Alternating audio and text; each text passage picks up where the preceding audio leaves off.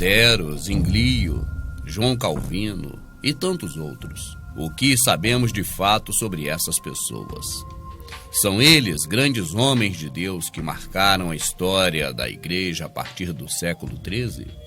Foram eles precursores da verdadeira Igreja de Cristo? Sem dúvidas, a grande maioria da classe evangélica diria que sim.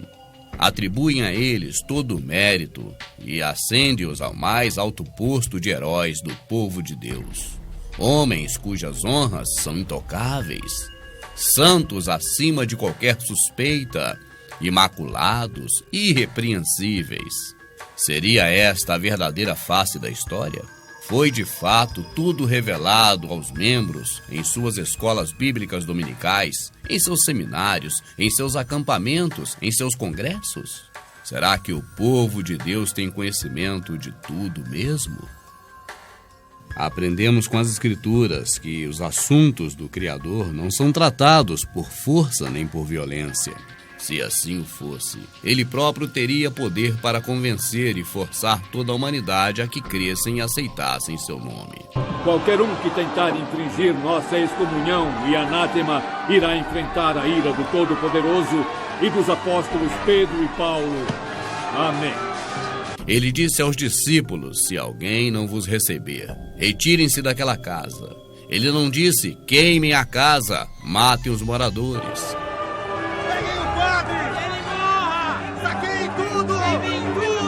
Os reformadores ignoraram leis elementares como não matarás, não por força nem por violência. Esses homens cometeram as piores torturas, os piores atos contra o semelhante que se possa imaginar. É comum ouvirmos da Inquisição Católica, mas por que nossos líderes ocultam ao povo que os reformadores também instituíram suas inquisições? E foram igualmente sangrentas, igualmente desumanas, igualmente perversas. E a tolerância era o que se servia aos resistentes, a morte era o que se dava aos contrários. A dor e a tortura era a ordem para os diferentes. Como imaginar alguém cheio do Espírito Santo agindo desta maneira? Como admitir que tal ação era a direção de Deus? Teria ele 2 pesos e 2 medidas? Estaria o Criador agindo diferente à medida em que os séculos mudam? Quando Jesus restaurou a orelha do capitão do templo ferida por Pedro e mandou que Pedro guardasse sua espada, estaria agora dizendo que quem não é protestante deve ter as suas orelhas e pescoços e cabeças decepadas? Claro que não. A palavra nunca sofrerá nenhuma sombra de variação. O Criador nunca sofrerá nenhuma sombra de variação. Ele é o mesmo, e sua palavra não mudou nem mudará. Na Suíça, o médico que descobriu sobre a circulação sanguínea em vasos e veias foi queimado em Genebra por ordem de João Calvino.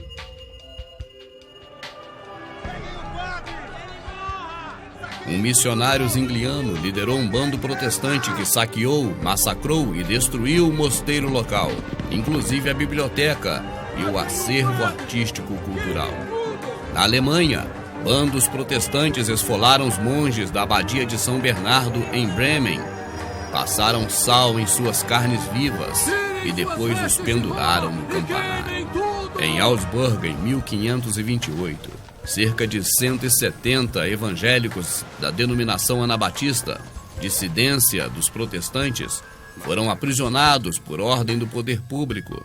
Muitos foram queimados vivos, outros foram marcados com ferro em brasa nas bochechas ou tiveram a língua cortada.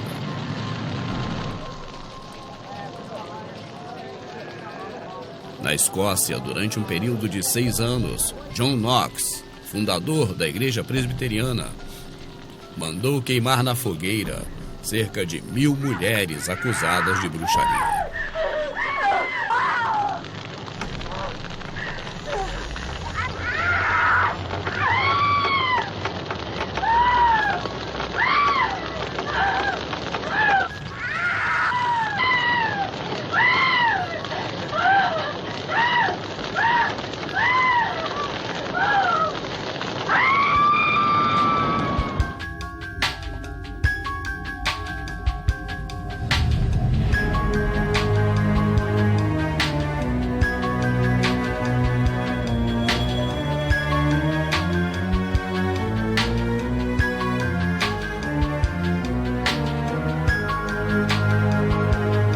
saque de Roma foi um dos episódios mais sangrentos da Reforma Protestante.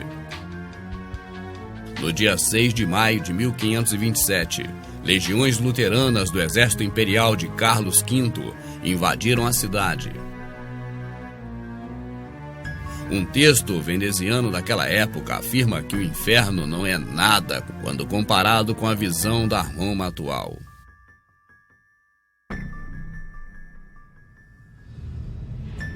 Os soldados luteranos nomearam Lutero Papa de Roma. Todos os doentes do Hospital do Espírito Santo foram massacrados em seus próprios leitos.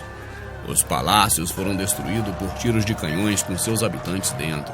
Os crânios dos apóstolos de São João e Santo André serviram para os jogos esportivos das tropas protestantes.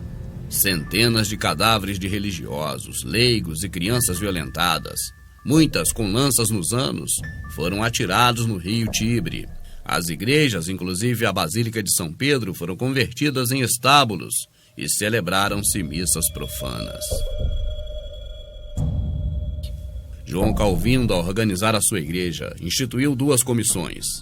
A Venerável Companhia dos Pastores e Doutores encarregadas do magistério e o Consistório, composto de pregadores e 12 senadores leigos, que tinham a tarefa de zelar pela disciplina, semelhantemente à Inquisição medieval, sendo a Inquisição protestante mais agressiva em seus julgamentos. Esta comissão visitava casas e servia-se de denúncia e espionagem paga. Os réus eram gravemente culpados e, se persistissem no erro, eram entregues ao tribunal.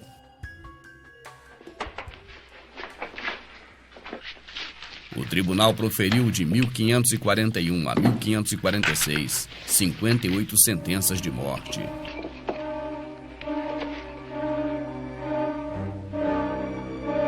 A tortura era aplicada com frequência.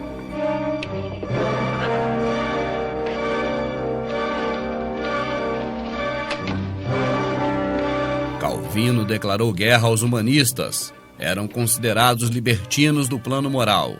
Já Lutero os aceitara, porque ao menos combatiam o papado. Calvino chegou a uma ruptura mais radical do que de Lutero. O Deus de Lutero era amor e misericórdia. O Deus de Calvino era juiz supremo, sem apelo. A misericórdia divina da doutrina luterana foi substituída pela lei de Calvino. É a lei de Calvino que o habitante daquelas cidades deveriam adaptar à sua vida. Calvino não teve receio ao deduzir que os eleitos são a minoria e os repróbrios a maioria. Os calvinistas se tornaram de imediato inimigos da ciência, da arte e literatura, e essas coisas eram atribuídas a Satanás. Os que se opunham foram reduzidos ao silêncio mediante a duras punições.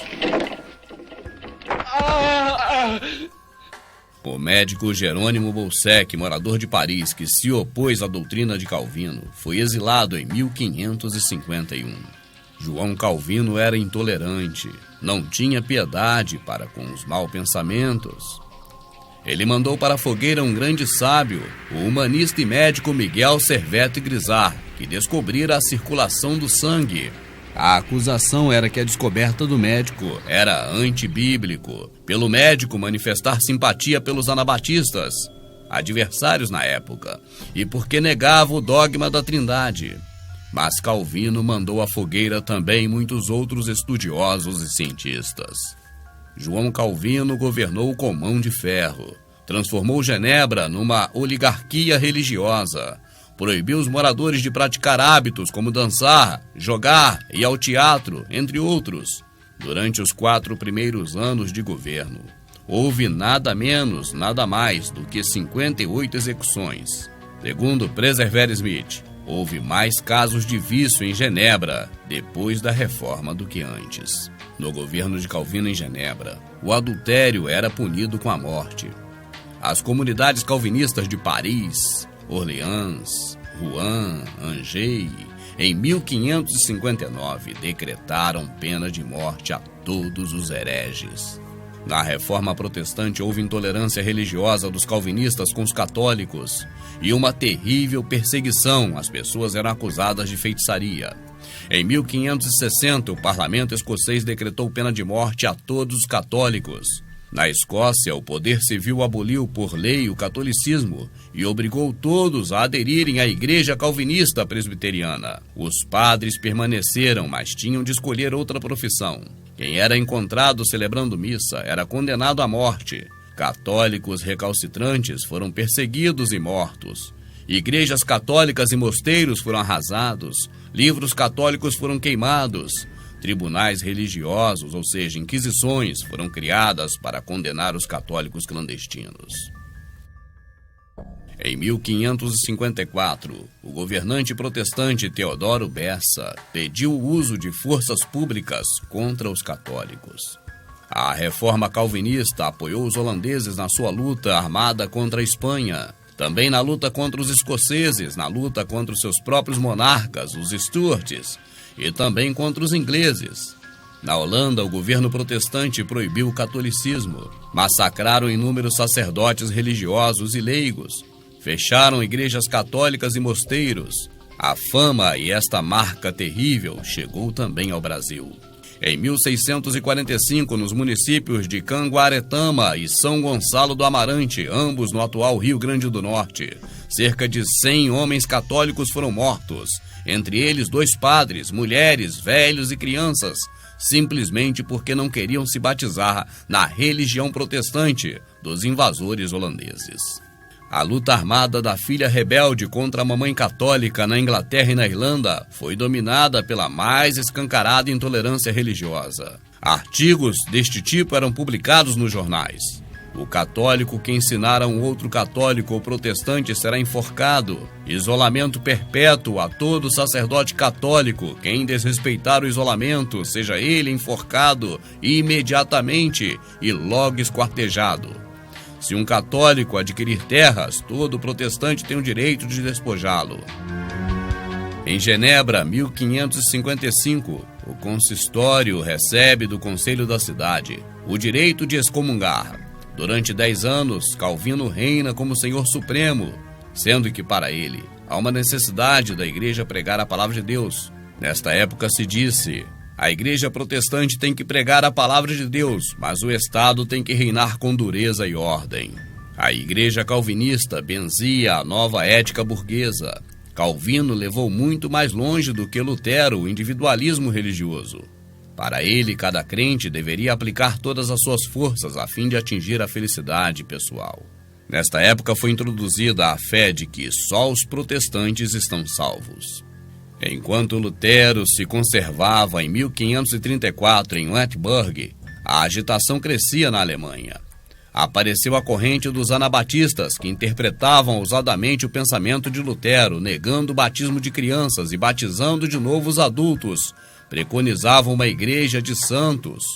Posto a par da situação, Lutero voltou a Wittenberg. Conseguiu, com apoio do governo local, restabelecer a ordem em Wittenberg, mas teve de enfrentar a revolta dos camponeses de 1524 a 1525. Thomas Manzer, chefe dos anabatistas, incitava os camponeses à revolta. Lutero optou pela sufocação violenta dos revoltosos, e Thomas Manzer foi decapitado. Em 1525, Lutero escreve aos nobres: matem quantos camponeses puderem, tomem, peguem, degolem quem puder. Feliz serão aquele que morrer unido e morrer em obediência à palavra divina.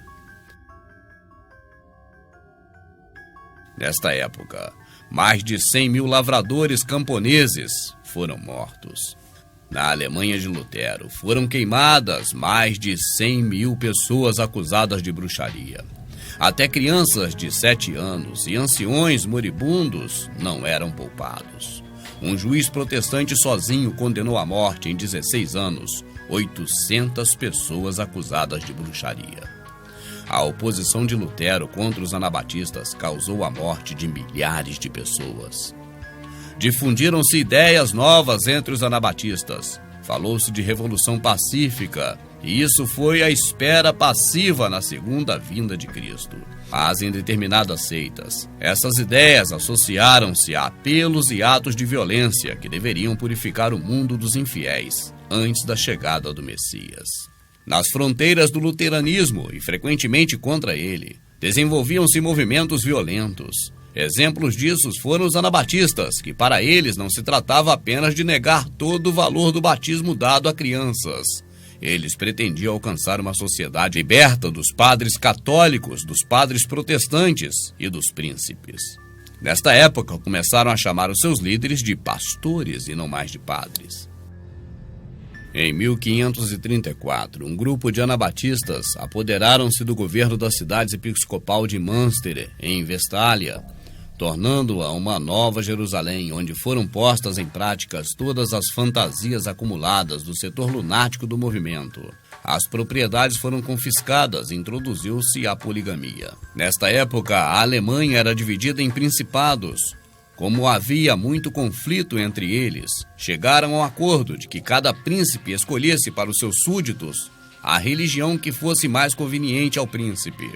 Além da administração totalmente mundana, passaram também a formular e inventar doutrinas. A opressão sangrenta à mamãe católica pela força armada foi a consequência de semelhante princípio. Cada vez que se trocava um governante, o povo era avisado que também se trocavam as doutrinas religiosas.